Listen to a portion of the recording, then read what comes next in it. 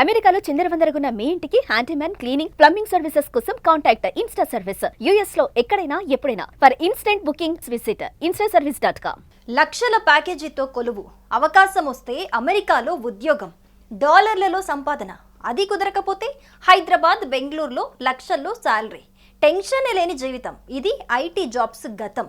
ఇప్పుడు ఈ రంగం గడ్డు కాలాన్ని ఎదుర్కొంటోంది. ఒకవైపు ఏఐ వల్ల ఉద్యోగాల్లో కోత పడుతుంటే, మరోవైపు అమెరికా అధ్యక్షుడు ట్రంప్ తీసుకుంటున్న నిర్ణయాలు ఐటీ ఉద్యోగులను భయపెడుతున్నాయి. ఐటీ వైపు వెళ్లాలనుకునే వాళ్ళ ఆశలు ఆవిరవుతున్నాయి. అమెరికాలో ఉద్యోగాలకు కీలకమైన H-1B వీసాల ఫీజులను ఇటీవల ట్రంప్ సర్కార్ భారీగా పెంచడంతో dollar dreams pi పిడుగుపడినట్లయింది. $100,000 per year. So the whole idea is no more will these big tech companies or other big companies train foreign workers.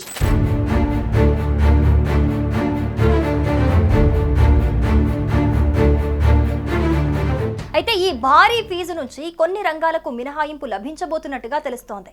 America జాతీయ ప్రాధాన్యం, తక్షణ అవసరాల నిమిత్తం కొన్ని రంగాల్లో పనిచేసే వారిని ఈ భారీ ఫీజు నుంచి మినహాయించబోతున్నారు. అమెరికా అధ్యక్షుడు జారీ చేసిన ఎగ్జిక్యూటివ్ ఆర్డర్లో ఈ మినహాయింపుల ప్రస్తావన ఉంది.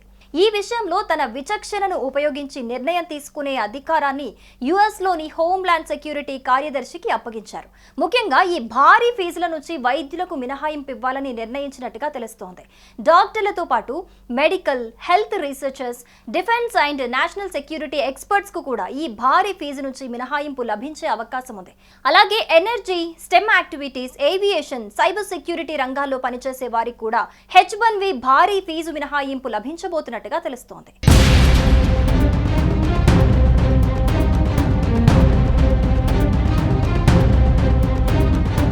అమెరికా ప్రభుత్వం H-1B వీసా ఫీజును ఏకంగా $1,00,000 పెంచింది.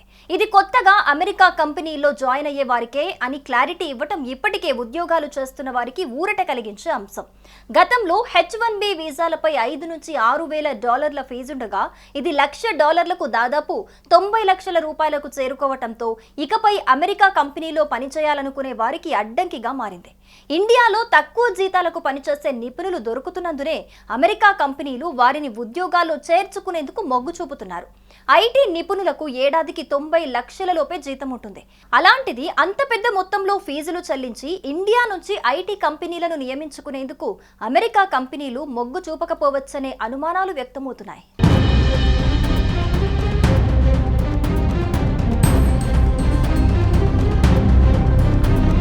ప్రపంచవ్యాప్తంగా చాలా ఐటీ కంపెనీలు కొత్తగా అందుబాటులోకి వచ్చిన ఏఐ టెక్నాలజీని వాడుకుంటూ ఐటీ ఉద్యోగుల సంఖ్యను తగ్గించుకుంటున్నాయి. పెద్ద పెద్ద కంపెనీలు కూడా ఉద్యోగులను తొలగిస్తున్నాయి. 2030 నాటికి ఐటీలో 85 మిలియన్ జాబ్స్ గల్లంతవుతాయని ఓ సర్వే స్పష్టం చేసింది. కానీ అదే స్థాయిలో కొత్త ఎంప్లాయ్మెంట్ జనరేట్ అవుతుందని కూడా ప్రకటించింది. భారత ఐటీ కంపెనీలకు అమెరికానే ప్రధాన మార్కెట్. కానీ అమెరికాలో ఉద్యోగాలు అమెరికన్లకే అనే నినాదం, డేటా భద్రత వంటి కారణాలతో భారత కంపెనీలకు కొత్త ప్రాజెక్టులను యుఎస్ సర్కారు కొంతకాలంగా తగ్గిస్తోంది. అమెరికా H-1B వీసాల విషయంలో భారత్ చాలా కాలంగా అగ్రస్థానంలో ఉంది. ప్రభుత్వం ఏటా జారీ చేసే వీసాల్లో 70% కంటే ఎక్కువ వీసాలు భారతీయ నిపుణులకే లభిస్తుంటే చైనా 15% వీసాలు పొందుతోంది. అమెరికాకు భారత ఐటీ ఎగుమతులు 10 లక్షల కోట్ల నుంచి 12 లక్షల కోట్లు, అంటే మొత్తం ఐటీ ఎగుమతుల్లో దాదాపు 65% వరకు మన నుండే జరుగుతున్నాయి.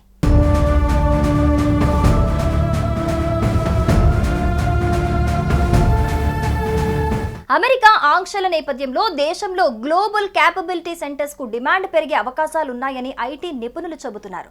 బడా విదేశీ కంపెనీలు తమ ఐటీ ప్రాజెక్టులను వేరే దేశాల్లోని ఉద్యోగాలకు ఇవ్వకుండా తమ సొంత సంస్థలైన జీసీసీల ద్వారా చేయించుకుంటున్నాయి. ఇక్కడ వీరికి టాలెంటెడ్ ఇంజనీర్లు తక్కువ ఖర్చుతో దొరుకుతారు. హైదరాబాద్, బెంగళూరు, చెన్నై, నోయిడా వంటి సిటీలలో ఇప్పటికే చాలా జీసీసీలున్నాయి. ఈ కొత్త పరిస్థితి వల్ల భారతీయ ఐటీ నిపుణులకు మంచి ఉద్యోగాలు దొరికే అవకాశం పెరిగింది.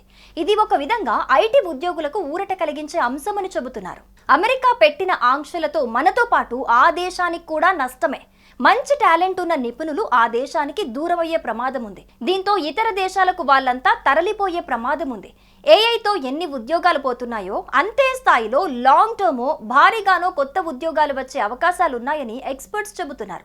ఐటీ ఉద్యోగాల విషయంలో ఎంత భరోసా దక్కినా అమెరికాలో ట్రంప్ ఉన్నత కాలం గడ్డు కాలంగానే పరిగణించాలనే అభిప్రాయాలు వ్యక్తమవుతున్నాయి.